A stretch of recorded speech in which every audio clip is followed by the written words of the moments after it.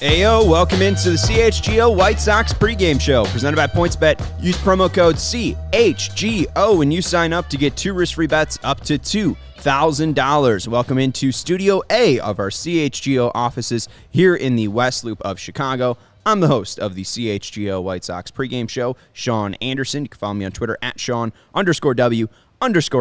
Alongside me, as always, is my dear friend, Herb Lawrence. Hello. You can follow him on Twitter at Ecknerwall23. He is the CHGO White Sox community leader. I say dear friend, yet he is here spreading lies about me on Friday, saying I'm at the Backstreet Boys concert. Very shameful of you and Rick Camp, and thank you to Rick Camp for filling in for me, to spread lies about a well-known NSYNC guy. Oh, okay. I mean, you can be both. No, you can't. I really feel like you can't. I mean, I understand you can't because NSYNC is far superior, but some people do like the Backstreet Boys. And Steve was looking up. We're like, oh, man, he's at the World? Cool. Who's at the World? Oh, it's Backstreet Boys. That is Sean's shit. Why would I be going to the World? That wasn't me. I have. It was Rick Camp that looked it up, yeah. I have taste. I'm not going to Tinley. I'm not on the lawn watching Backstreet Boys and all those washed up folks. Come on. I was like, yeah, that's a little old for Sean. Yeah. But, I mean, maybe your girlfriend likes it, and you're like, I just got to go and take one for the team. But you went to go and see a better band. This one you have on your shirt? Yeah, I think if anything, my girlfriend's probably more a Britney stan than an NSYNC or Backstreet Boys. But yeah, I went and saw Coco and Claire at Shuba's. It was a Lala after show because going to Lala as a 24-year-old would be a shameful activity. I think I'd be disowned by my family, and rightfully so. Aren't you right in the wheelhouse of Lala attendees? Honestly, I used to be a big Lala goer when I was in high school and college, but I really feel like if you're 22 and older, you shouldn't be going to Lollapalooza. I've gone. I thought it was the worst experience. It's like 100 degrees. You couldn't bring your own drinks in. Mm-hmm. Like you could bring water. Yeah. Well, now you can. You used to have to buy it there. That's not true. When I brought a water bottle. When I went, I couldn't bring it. Yeah, you read the rules wrong, friend. Well, I was also. When'd you go? You're not that much older than me. I was probably a freshman in college. The only reason I went is because my dad wanted me to go with my sister, so she wouldn't be by herself. It's like 100 degrees, though, and to refill this water, you have to wait in a line that was, I don't even know how to describe. It was like a line to go into like a game. So it's like an hour wait. You get your water, you chug it, and you're like, all right, now I'm thirsty again. Terrible experience. It's gotten better. I mean, you're older than me, so you probably went in, 1993? So, I mean, like, they've updated it a little bit more. I was born in recently. 93. How old do you think They have, like, stations where you can fill up water bottles. But, yeah, I don't know. This is why we're talking about, concerts and not the White Sox game that's happening today. We are previewing the White Sox and A's game. The 50-50 White Sox taking on the Oakland Athletics, who are 39-64. It's Adam Oller versus Dylan Cease. Friday's game was a disappointment. It was a laugher. And honestly, last night should have been a laugher as well. Thankfully, the White Sox were able to pull it out. But I live bet the Oakland A's when the White Sox tied that game up 2-2. I was shocked as anyone at the fact that they won that game. And, of course, they don't win it by doing damage. They do it by getting lucky and doing a sacrifice bunt in a wild pitch. Like, the team is beating them, right? I mean, It's not even the White Sox doing great baseball plays, taking extra bases, shit like that. No, they're just moving runners over and getting lucky. You kind of saw the White Sox at the end of the game when the winning run just scored. They're like, a couple people are like, oh, wow, we scored. They're kind of in shock. We just won? Okay. Thanks, Oakland. Appreciate you playing crappy for allowing us to win. But I was just at the game just kind of vibing. I was like, I don't really care about the result right now because I'm having a good time at the ballpark. Anytime I go to the ballpark is an awesome time. And as Josh says, Gavin Sheets showed up. The 2-run home run he hit, the double he hit to start the 9th inning off, and then got pinch run for Adam Engel there. So it was a good win. I'll put those in quotes, but it wasn't, satisfactory. It was kind of, We won. It's better than losing right now. We should be winning much more than this, and we should be blowing this Oakland A's team because their pitcher, Paul Blackburn, I know he's an all-star. He was not good. All-star by default. Yeah. I mean, they just have to let him participate because he's a part of an MLB team. Yeah, it's a guy that the White Sox shouldn't struggle that much against. And, Gavin Sheets coming through, it's good that somebody came through. The fact that he hit that home run, and it was a sweet swing, very reminiscent of the Jose Barrios homer. Just a very smooth swing on that one. But even the double, too, it's just like, why is Gavin Sheets the one coming through for the White Sox in this moment? It's glad that somebody's stepping up and coming through, but it's always the bottom of the lineup, right? Who are the White Sox, best lineup spot? It's the 9th hole, right? That's where Josh Harrison's leading the MLB in batting average. But outside of that, it feels like even when Jose Abreu's up there, it's tough for him to come through. And even at home, I mean, he's only got 3 home runs this year at home. He's the 3rd best hitter by weighted runs created plus on the road this year. And at home, he's an average player. So it's shocking that the White Sox, yet again, are in another position where they need the bottom of the lineup to bail them out after Johnny Cueto gives them a fantastic start once again. And I gave Gavin a little credit earlier. Now I'm going to give him a little blame. Second and third, no outs. Gavin Sheets pops a ball up just past the second base position, and he gets out. The next guy, I think, is A.J. Pollock. He strikes out, and then the White Sox go down with second and third, no outs, and nobody moves. No one run scores. There's been way too many of those instances this year for the White Sox. And the fans, I got to give them credit. Let the White Sox have it a little bit. Show their displeasure and, hey, this is a situation you got to come through and get at least one run. Fans are very smart, and they understand the White Sox have struggled mightily at home and specifically in runners in scoring position. I don't care right there. You have to get a run. And, yes, the win was good, but there was a lot of things wrong with this team on Friday's game, which they lost, and yesterday's game, which they won. So there's still questions. I know the White Sox are not going to be selling, but any other division, the White Sox would be selling off their pieces. Any other time where Cleveland or Minnesota's better than they have shown this year, the White Sox are like in 97. They're like white flag trades. Like, yeah, we're 3 games behind, but where are we going? Like, where are we really going? Well, and I would love for Rick Hahn to say, you know what, I gave it real thought, and yes, we could win the AL Central, but that's not our goal. Can we win the World Series this year? No. So why are we doing this? Why are we trying to fool ourselves just because we win the AL Central as this season being a good one and trying to push players past the limit where they can't go? Because we know, I mean, I'll put all the money in the world on the White Sox not winning the World Series. Right. We know what's not going to happen. So yeah, I mean, where can we get that bet? Where can we go and bet on the White Sox to not win the World Series or not win a playoff series, right? Like, I could see them making the playoffs, but we're exactly in where we were or where we didn't want to be at the start of the season. We said that this team can make the playoffs, but it's really about how far you go in the playoffs. Prove that you are a better team. You lost in the first round. You need to get over that hump. And it doesn't even feel like that team could get over that hump, right? Even if you're able to win that division, it's a horrible division. If you were in the AL East, you'd still be 5th in the in that division behind the Orioles, and it's just a real pathetic team. I mean, honestly, the fact that you're not able to take advantage of your home stadium is brutal. It's pathetic. Outside of Dylan Cease and Johnny Cueto, this rotation has just been nail-biting to watch. The bullpen that you spent so much money on has not came through in every opportunity they've asked them to, and the lineup's just been a daily disappointment. It's interesting to see where this division can end up, though, because the White Sox can be tied for second place today with a win and a Guardians loss, so they could be tied for second, even though this hasn't been a great stretch. And it's Shane McClanahan versus Brian Shaw, and it starts basically right damn now. So it's a very interesting game that's going on alongside with the Oakland A's and White Sox game. This is a game that the White Sox desperately need to win. You have your ace on the mound. There's no reason to lose this game tonight. And I want to give a shout-out for Slush Poppy, one of our all-CHGO members who donated the tickets to Courtney and I, so we had some great seats, enjoyable view. Man, those are some awesome seats in the section, I think. I don't want to give up his row, so you guys are over there bothering the Slush Poppy man. Him and White Sox Joy, White Sox Twitter mom, Joy, for her 50th birthday. Want to shout out to both of them. And yeah, you're saying, there's an opportunity to strike for the White Sox, and we are in the middle of that 19-game stretch versus subpar teams. So far, 2-2.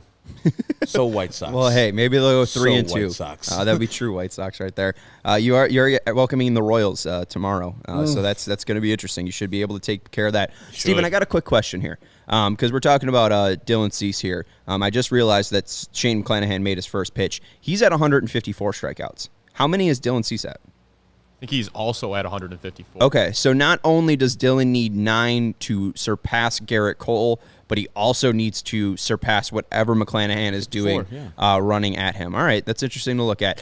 Someone did say no Moncada and no Grandal, so let's look at the lineup right now. Let's see who the White Sox are throwing out here in this very, very pivotal game. Leading off for the White Sox, Tim Anderson at shortstop, batting second. Andrew Vaughn playing first base, batting third. A.J. Pollock batting third in center field, batting fourth. Jose Abreu at designated hitter, batting fifth. Gavin Sheets out in right field, batting sixth. Eloy Jimenez out in left field, batting seventh. Josh Harrison at second base, batting eighth. Leury Garcia playing third base, and batting ninth. Seby Zavala at catcher. Herb, how do you like the lineup, and what do you think about no Moncada and no Grandal? I'm not happy about those two things because plenty of days off the White Sox have had. Firstly, the whole week of off after the All-Star game. Then you come back from that, you play the Guardians. There's an off day on the Monday.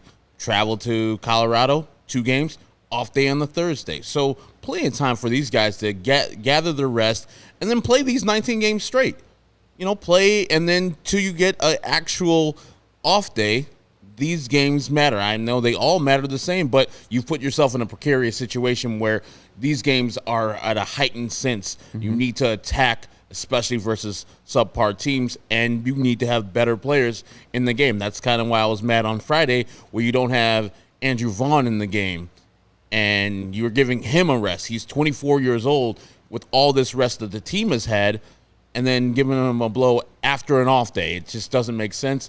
And these two power left-handed bats are out of the lineup. I mean, I know they're switch hitters, so I would like more of them playing every day unless they need a blow. I mean, Yasmani a little bit more than Yolan because of the catching thing, and I see that Yasmani can't kind of play today because they want to have Jose get his day off on his feet, so he's designated hitting, and then you have the catcher out there in Seby who hasn't played in a minute. So I see that might be a thing, but both of them being out, that one is perplexing to me. And hey, you know what? I understand Leury Garcia is the replacement player, but I've said, and the whole trade deadline was basically me saying, let's get Leury Garcia the fuck off this team.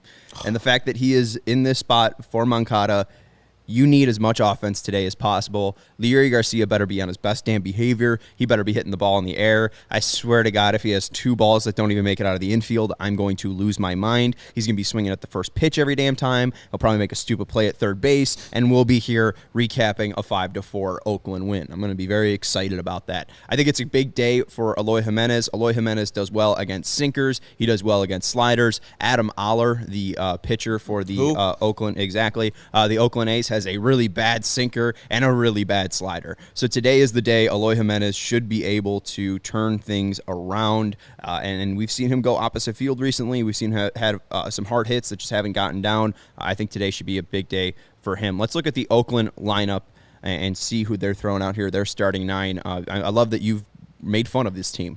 You think you made fun of like 5 players, not even knowing who the hell they are. Yeah, in and this lineup. I think I made fun of Seth Brown. He's like, I'm hitting all home runs. Mm-hmm. Yeah, all he's got 3 this series. Yeah, that's fun. He's batting 4th and playing first base today for the Oakland A's. Jonah Bride is leading off and playing third base. I don't know who that is. Batting second, Tony Kemp in left field. I heard of him. Yeah, I heard of him. Batting third, Sean Murphy playing DH. Yep. He got hit in the nuts the other day. He got hit in the nuts, hit a home run, and hit a home run in 2020 in that playoff series. So he's a guy to watch out for. Seth Brown, the White Sox killer, batting 4th and playing first base. Batting 5th, Ramon Laureano in center field, batting 5th. I know him. He's got a really strong arm. Yeah, because he's taking PEDs. That too. Batting 6th, Elvis Andrews playing shortstop, batting 6th. I know him.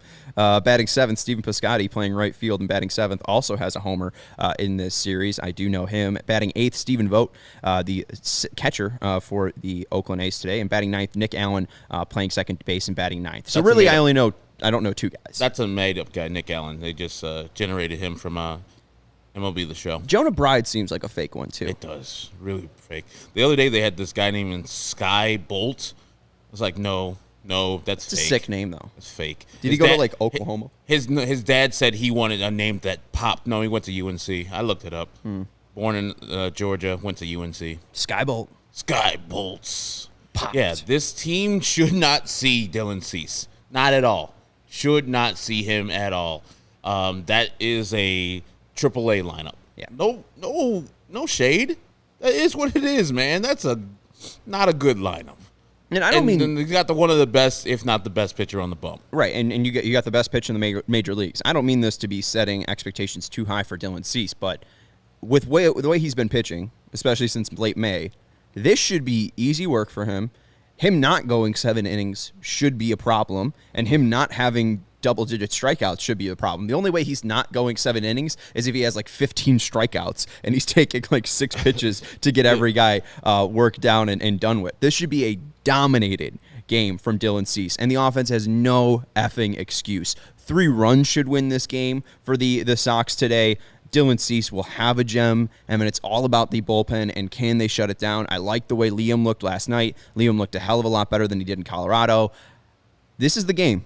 There's no excuses today. If the White Sox lose, Fridays was profanity-laced. This one's going to be even more. And, I mean, Adam Oller, let's look at the pitching stats and the pitching matchup today. This is not anyone to be afraid of if you're the Chicago White Sox. In 32 and 1/3 innings pitched, an 8.07 ERA, 39 hits allowed, 22 strikeouts, 21 walks, an ERA plus of 47. I think this is the lowest ERA plus we've seen all season. It has to be. It's got to be. Outside of Dallas Keuchel when he was on the stupid fucking team. Oh my! If they don't hit this guy hard and repeatedly and over the fence, again, truly, all I can offer you, all I can promise you is that I will use every swear that I know in my brain on the post-game show, because there is no reason when you're going up against a pitcher that is half worse than average. I mean, this guy, 47-plus ERA, 100 is average. He is 50% worse than an average MLB player. He's like a third starter on a fucking AAA roster. Dylan Cease is an all-star. Dylan Cease is a Cy Young contender. The pitching matchup alone should win you this game. If the White Sox, if we're heading into the 5th inning, Herb, and the White Sox don't have a run on the board, I might be jumping off that balcony. I don't mean to be ridiculous. I don't mean, and it might not even hurt me, but it might hurt me enough. Yeah, the 32 innings he's pitched this year, he's given up 11 home runs. Like, people have seen him all right. People, and the 22 to 21 strikeout to walk ratio tells me all I need to know about Adam Oller. Like, people see him well. They don't strike out, and he's trying to pitch around these people because he knows that they hit him really hard. So, yeah, if you look at all his metrics, they're all on Baseball Savant. You usually see the Reds a couple times for a pitcher. You know, that means that they're above average. They're close to the top of the league. All his are dark blue or light blue. He is bad this year. Bad. I want to jump on top of this, too, because, like, Johnny Cueto has, like, been great. Johnny Cueto is a command king. Adam Oller is not this, right? And when you look at their stats, there's kind of mirrors. Like, Adam Oller doesn't strike out a ton of guys. He doesn't get a lot of swinging misses, right? But the difference is, you know, Johnny Cueto's at like a 9 swinging strike percentage. Adam Oller's at 5. Like, this guy doesn't fool anybody. He has made, I think, 8 starts? 11 starts. He's not fooled a single team. Yeah, I don't like. We're already setting ourselves up. We'll send a tweet out like, this is Adam Oller is 50 pitches through 4 innings, cruising through this White Sox lineup, and I'll be pissed, furious. And I think the White Sox will win this game eventually, like they won last night's game. But I'll be like, just so unsatisfying, so sputtering into the trade deadline, and no other person. Rick Hahn, where you at, man? Come on. Right. All the left-handed bats in the outfield are going away quickly. So we need one. And I would love to hear from Jesus Shuttlesworth in the chat saying, Sean, this Oller guy is better than you think. This year in AAA, he's got a 3.69 ERA with a whip of 1.45. This year he's got a major league whip of 1.85. I am not giving this guy any credit. The Chicago White Sox are a major league team. He's a top 30 prospect for the Oakland A's, but he's at like 29. He's at like 28. Like, what are we missing here? Like, I guess the point that you're saying he's been facing real offenses. Like, I guess, like, the White Sox need to prove that they're a real offense. Maybe I should be saying that instead of this guy stinks.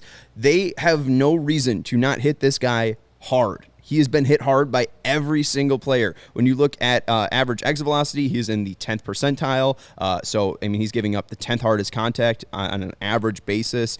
His expected weighted on base average for teams is the worst in baseball. It's in the 1 percentile. His expected ERA is in the top 1 percentile. He doesn't have a great fastball spin. It's bottom 34 percentile. Fastball velocity is bottom 30 percentile. He's got an average fastball. His cutter's nothing special. He can't locate his pitches. His slider averaged 83 and now it's down to 79. There's like nothing that is wowing me about this guy. There's nothing there. He's a 20th round pick from Northwestern State. That the White Sox are a terrible hitting. Yes, they're a terrible hitting team. But if you can't hit Adam Oller, you can't hit anybody. Game's over. Forget about it. We're putting our money on the White Sox finally breaking through and crushing this bum. They are straight. This is a straight bum. Don't be pumping this guy up, Jesus. Come on now. If you want to say the White Sox are a bad hitting team, I'm in there. But this guy is terrible. Stop it. Right. And, hey, his last 4 games have been against Seattle, New York, Houston. So those are last 5 starts, a tough last 5 starts. But, I mean, Cleveland was able to get on base versus them. The Angels roughed him up for 8 earned runs. Texas, Toronto, Tampa Bay took care of him. I mean, be patient with this guy because he will walk you. And I mean, he's not really fooling anybody. I don't think you're getting the point, Jesus. Come on now. The point is this pitcher is nothing. You're pumping the pitcher up, not denigrating the White Sox. You denigrate the White Sox, I'm there for you. The pitcher sucks. Stop pumping this pitcher. Stop filling him up like he's good. Well, he's not. Hey, if the White Sox struggle, that's even more of an indictment on them, not on this pitcher. He's the type of pitcher that stymies the White Sox offense. Right. He's right-handed. He has a slider. Happens to have a slider. His fastball's average velocity, but he's also not. And I understand Danny Matheson saying Sox have no patience, but like this guy has no control. This guy doesn't have what the White Sox truly are bad at. Like Andrew Vaughn, up against a good slider, will strike out and have bad at-bats. Jose Abreu against a good slider will strike out and have bad at-bats. This is not a good slider. They should not have any problems with this guy today. And I'm pretty confident saying this. I've watched 100 White Sox games at this point this year. I know what this team is. This isn't a guy like Brady Singer. Brady Singer has great control. Brady Singer is known for having great control, and that's why he had 8 strikeouts. I don't think Cy Oller is going to have 10 strikeouts today, like someone said in the comments. We'll see. And even if he's 75% first pitch strikes, the White Sox should be able to take him deep. I mean, be first pitch swinging. Look to lift the ball because that's what the White Sox need to do. His last 2 starts, he's given up 4 doubles. I mean, like, you can get extra base hits off this guy. They shouldn't have any issue. He's had 2 ground balls or ground into double plays and has a whip of 8.1. Like he's left enough base runners on to have more than 2 ground balls or 2 double plays at 11 starts. Like I understand that you're frustrated with the White Sox. The White Sox haven't proven anything to you while they're playing at home this year, but this guy should not be who you're afraid of. And I liked what Josh Fiore said. Even if the White Sox win, still go on a profanity-laced rant. Yeah, I will. I will definitely be pissed if the White Sox don't get at least 5 runs off this guy. Minimum. They have to. This is a bum that you should be feasting on. This schedule is the teams that you should be feasting on.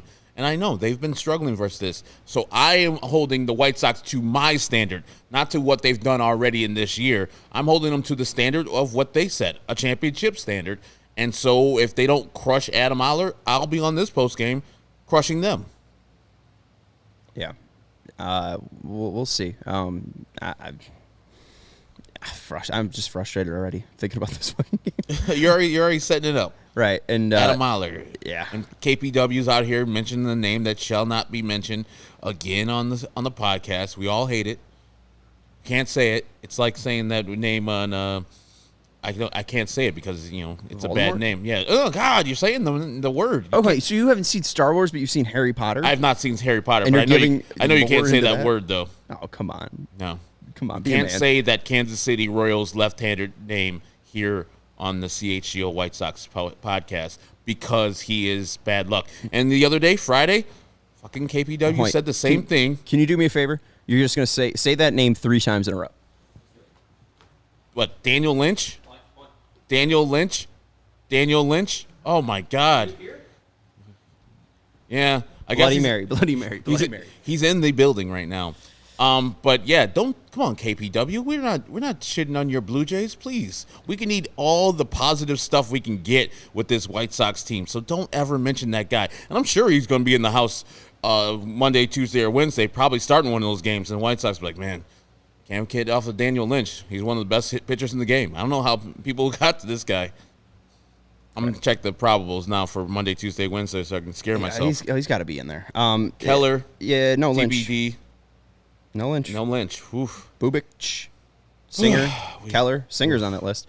We escaped. And Jack R is asking Dylan Cease over 8.5 strikeouts. So let's get into the betting portion of this show, and let's put our money where our mouth is, because now it's time to make our clicks that pick. And the best way to support CHGO is to download the PointsBet app and use code CHGO when you sign up. If you do that right now, you get 2 risk-free bets up to $2,000. But that's not it. If you make a $50 or more first-time deposit, you receive a free CHGO membership, which unlocks all of our web content, and you'll even get a free shirt of your choice from a CHGO locker. That's $2,000 in free bets, a free CHGO membership, and a free t-shirt from CHGO locker, all for making more than a first-time deposit. $50 first-time deposit at PointsBet. If you have any questions, you can email pointsbet@allchgo.com, and we will help you out. And PointsBet's your home for live in-play betting, and it just got even better. If you see an edge in the game you're watching, if your favorite team is primed for a comeback, don't just watch the game. Bet along with it live. There's more live betting, more live markets, and faster live cash outs with the PointsBet app. So what are you waiting for? It's time to elevate your live betting game. Download the PointsBet app right now and use promo code CHGO when you sign up. And once the game starts, don't just bet. Live your bet life at PointsBet. If you or someone who has a gambling problem wants help, call 1-800-GAMBLER for crisis counseling and referral services.